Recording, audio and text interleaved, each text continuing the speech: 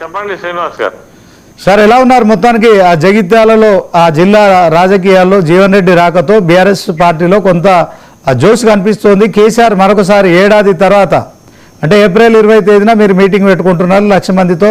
ఇది ఇప్పుడు వినిపిస్తున్న ప్రచారం. దాంట్లో కేసీఆర్ మరొకసారి ఆ ప్రజాక్షేత్రంలోకి బహిరంగ సభ ద్వారా జీవన్ రెడ్డిని అఫీషియల్గా బీఆర్ఎస్ పార్టీలోకి ఆహ్వానిస్తున్నారు. ఈ నేపథ్యంలో జగిత్యాలలో జీవన్ రెడ్డి ఇంపాక్ట్ ఉంటుందా? దానికి బీఆర్ఎస్కి సంబంధించి మాజీ మంత్రిగా ఏం చెప్తారు సార్? డెఫినెట్ గా జగిత్యాల జిల్లానే కాకుండా పూర్వ కరీంనగర్ జిల్లాలో జీవన్ రెడ్డి గారి ఎఫెక్ట్ ఉంటుంది. ఒక కరీంనగర్ జిల్లానే కాదు, ఎందుకంటే కాంగ్రెస్ లో ప్రధానమైనటువంటి నాయకుడు ఆయన. 40 సంవత్సరాలుగా అపూర్వమైనటువంటి అనుభవం ఉన్నటువంటి నాయకుడు. కాంగ్రెస్ పార్టీకి అనేక సందర్భాలలో పార్టీ చాలా వీకెండ్ పొజిషన్ ఉన్నప్పుడు కూడా అండదండగా ఉన్నటువంటి నాయకుడు కాబట్టి, మరి ముఖ్యంగా ఆయన ఎప్పుడు ప్రజల్లో ఉండే నాయకుడు, ప్రజల మధ్యలో ఉండి ప్రజల సమస్యలు పరిష్కరించేటువంటి నాయకుడు కాబట్టి ఖచ్చితంగా మా కరీంనగర్ జిల్లాతో పాటు రాష్ట్ర రాజకీయాలలోనే ఒక ఇది చర్చకు వస్తుంది. తప్పకుండా దీని ఇంపాక్ట్ ఉంటుంది. అందుకోసమే వారు ఏదైతే కాంగ్రెస్ పార్టీలో ఉన్నటువంటి అసంతృప్తి కావచ్చు, వారిపైన జరిగినటువంటి మరి ఆ నిర్లక్ష్య ధోరణి కావచ్చు, తర్వాత ఆయన చేసినటువంటి ఏ ఒక్క విషయానికి కూడా అధిష్టానం స్పందించకపోవడం కావచ్చు, అదేవిధంగా బీఆర్ఎస్ పార్టీ నుంచి గెలిచినటువంటి సంజయ్ కుమార్ ను కాంగ్రెస్ పార్టీలో చేర్చుకొని ఆయన బీఆర్ఎస్ లో ఉన్నదని అబద్ధాలు చెప్తూ అంటే అక్కడ ఉన్నటువంటి ఆ పరిస్థితిని తారుమారు చేసే విధంగా ఉన్నటువంటి విషయాలను ఆయనైతే జీర్ణించుకోలేకనే ఈరోజు ప్రజాక్షేత్రంలోకి రావడం జరుగుతూ ఉంది. ప్రజాక్షేత్రంలోకి రావడం అని అంటే కేవలం ఏదో పార్టీ మారడం కాదు.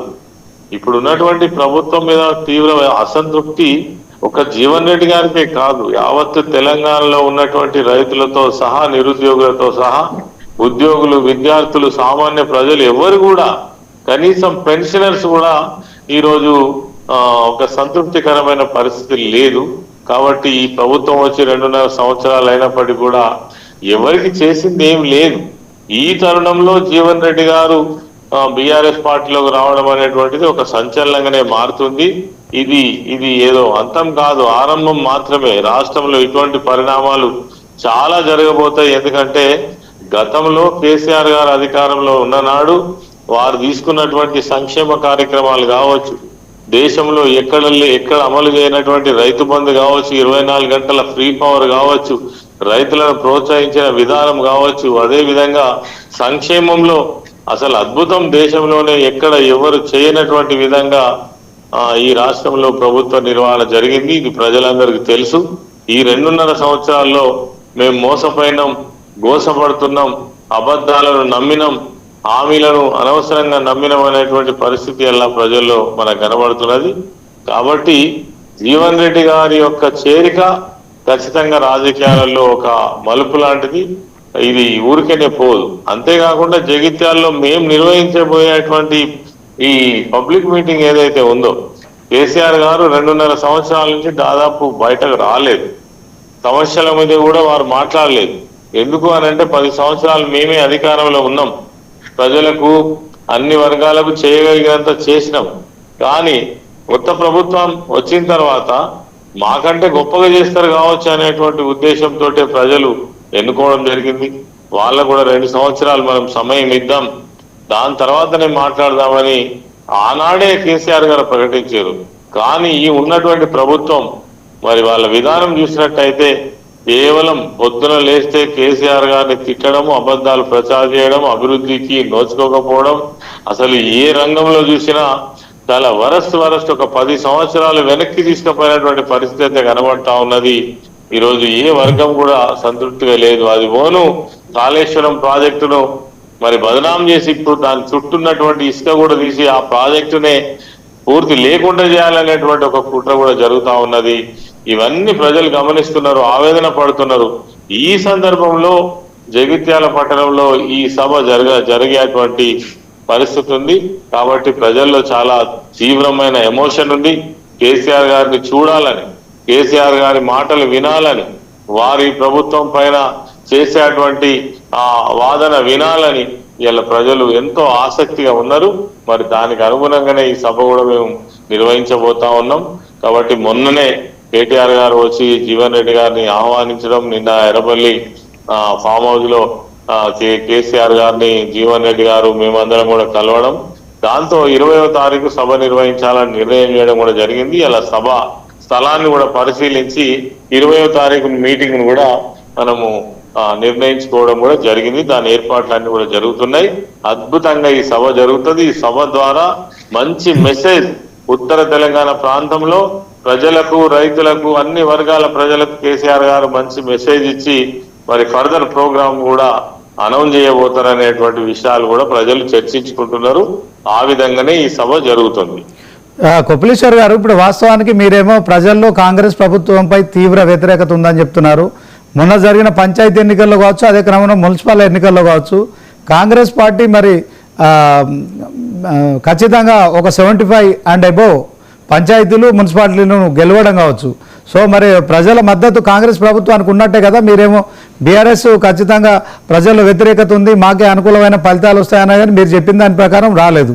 సో ఓవరాల్గా ప్రజల్లో కాంగ్రెస్ ప్రభుత్వానికి మద్దతు ఉందనేది ప్రూవ్ అయింది కదా, దీనికేమంటారు? అంటే ఇప్పుడు అధికారంలో ఉన్న పార్టీకి ఎప్పుడైనా కానీ ఈ స్థానిక సంస్థల ఎన్నికలలో ప్రజలు ఆలోచిస్తారు. మేమున్న నాడు ఆ 10 సంవత్సరాలలో అంటే 10% కూడా సర్పంచులు లేరు. ఇలా మేము మొన్న పోటీ చేస్తే సర్పంచ్లు స్థానిక సంస్థల ఎన్నికలలో 47% మేము తీసుకోగలిగినాం. ఇది బీఆర్ఎస్ పార్టీకి ఉన్నటువంటి ప్రజల్లో ఉన్నటువంటి పట్టు. మున్సిపల్ ఎన్నికలు కేవలం మరి డబ్బు పైన ఆధారపడి, ఆ అధికార ఇన్ఫ్లుయెన్స్ పైన ఆధారపడి జరిగినటువంటి కాబట్టి దానిలో కూడా మేము దాదాపు 18% వరకు మేము స్కోర్ చేయగలిగినాం. కానీ జనరల్ ఎలక్షన్స్ కు, స్థానిక సంస్థల ఎన్నికలకు చాలా తేడా ఉంటది.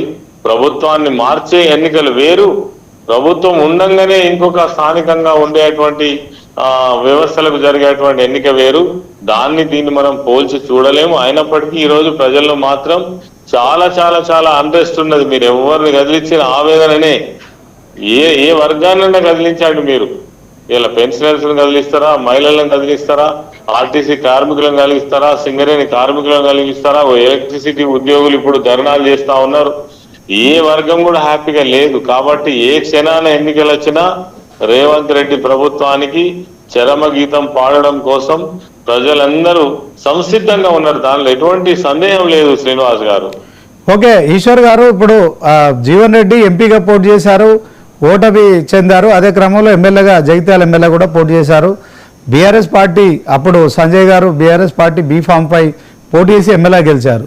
సో ఈ వరుస ఓటములతో మరి జీవన్ రెడ్డి ఒక ఓటమికి కేరాఫ్గా మిగిలినారు జగిత్యాల్లో. ఇప్పుడు ఆయనను మీరు జగిత్యాల్లో కావచ్చు, ఉత్తర తెలంగాణలో ఆయన ప్రభావం ఉంటుందంటున్నారు.